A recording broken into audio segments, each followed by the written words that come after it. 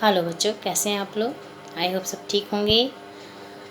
बच्चों, आज मैं आपको महान व्यक्तित्व कक्षा 8 पाठ 1 सावित्री उसकी कथा सुनाने जा रही हूँ।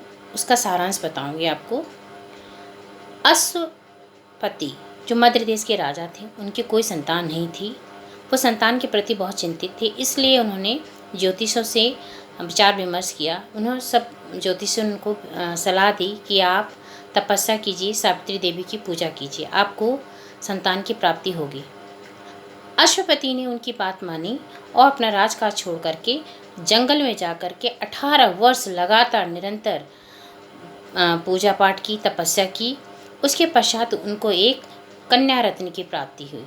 उन्होंने उसका नाम सावित्री रखा। सावित्री अत्यंत सुशील, गुणी और विवेकशील थी। जैसे जैसे वो बड़ी होती जा रही थी, उतनी वो सुंदर हो रही थी। अश्वपति ने उसके विवाह के लिए वर ढूंढने का प्रयास किया, लेकिन वो प्राप्त नहीं हो पाया, मिल नहीं पाया उसके अकॉर्डिंग। तो उन्होंने अपनी पुत्री से कहा, पुत्री तुम अपने लिए वर की तलाश खुद करो, जाओ और भ्रमण करो और अपना वर खुद ढूंढो। सावित्री भी अपने वर ढूंढने के लिए निकल पड़ी। रास्ते में एक जंगल पड़ा। जंगल में चारों ओर एक तालाब था, फल फूल लगे हुए थे, पेड़ पौधे लगे हुए थे और एक युवक सुंदर सा, वो एक घोड़े के बच्चे के साथ खेला था।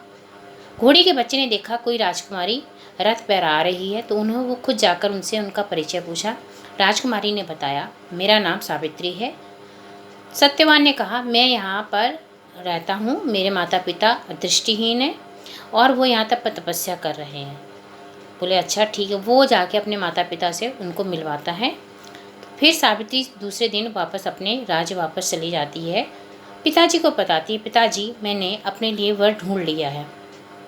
पिताजी बड़े खुश होते हैं, वाह इतनी जल्दी। बोले हाँ पिताजी। तो वो बताती है कि पिताजी वो साल्व देश के राजा हैं, उनके पुत्र का नाम सत्यवान है। राजा ने सत्यवान के बारे में जानकारी प्राप्त की। उनको पता चला कि सत्यवान की उम्र मात्र 1 वर्ष बची है, इसके बाद उसकी मृत्यु हो जाएगी। राजा बड़े चिंतित हुए। उन्होंने अपनी पुत्री से कहा, पुत्री तुम मुझसे विवाह ना करो, वो तुम्हारे लिए नरक है। लेकिन सावित्री नहीं मानी और उन्होंने कहा, पिता मैं सत्यवान से ही शादी करूंगी। राजा भी उसके दृढ़ निश्चय के सामने निरुत्तर हो गए और उन्हें सावित्री का विवाह सत्यवान से करना पड़ा। जैसे जैसे समय बीतता गया, सावित्री की चिंता बढ़ती गई। वो जितना समय मिलता पूजा पाठ में लगाती, घर का कार्य करती। बस 2 ही 3 बचे थे साल पूरा होने में। सत्यवान लकड़ी काटने जा रहा था। सावित्री बोली, मैं भी चलूँगी आपके साथ। बोले नहीं तुम ना जाओ, तुमने 2-3 दिन से भोजन भी नहीं किया, मत जाओ। लेकिन वो नहीं मानी, वो साथ गई। वो लकड़ी काट ही था, अचानक सत्यवान बेहोश हो जाते। सावित्री देखती है, उनको एहसास हो जाता है कि मेरे पति के प्राण जा रहे हैं। उन्होंने देखा एक काली छाया खड़ी हुई है। सावित्री ने पूछा, कौन है? तो बोले मैं यमराज हूँ, तुम्हारे पति की उम्र पूरी हो चुकी, इसे लेने आया हूँ। बोली महाराज इन्हें न ले जाइए, मुझे भी साथ जाना है इनके साथ, मेरे भी प्राण त्याग दीजिए। बोले नहीं तुम्हारा समय पूरा नहीं हुआ, सिर्फ सत्यवान जाएंगे।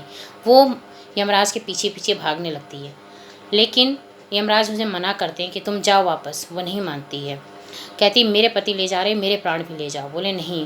बोले तुम एक वर मांगो। तो कहती है कि मेरे दृष्टिहीन सास ससुर की आंखें दे दो, उनका राज वापस करा दो। बोले जा दिया तुझे, अब तुम मेरे पीछे मत आ। लेकिन सावित्री पीछे पीछे पीछे चली जाती है। फिर यमराज कहते जा तू एक और वर मांग ले। बोले मेरे पिता की कोई संतान नहीं है, उनको संतान दे दो। तो बोले अच्छा जा दिया। फिर भी वो नहीं मानती है और बोली मेरे पति को मुझे दे दो। बोले नहीं, मैंने इसकी उम्र पूरी हो गई, मैं ले जाऊंगा और तुम नहीं मेरे साथ जा सकती क्योंकि तुम्हारी उम्र अभी बाकी है, शेष है।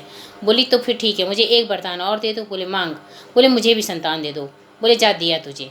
बोली अरे महाराज आपने तो मुझे दे दिया, अब मेरे पति कहाँ लिए जा रहे हैं, अब मुझे संतान इनके बिना तो हो नहीं सकती, इसलिए मेरे पति को वापस कर दो। यमराज अपनी ही बात में फंस जाते हैं और उसके दृढ़ निश्चय के सामने नतमस्तक होकर के कहते हैं जा तेरे पति को मैंने दिया। इस कहानी से हमें क्या शिक्षा मिली कि हमें अपने दृढ़ निश्चय में, संकल्प में हमेशा बना रहना चाहिए, अपने निश्चय को तोड़ना नहीं चाहिए। परिस्थिति चाहे जैसी भी हो, हमें अपने संकल्प को पूरा करना ही चाहिए। धन्यवाद।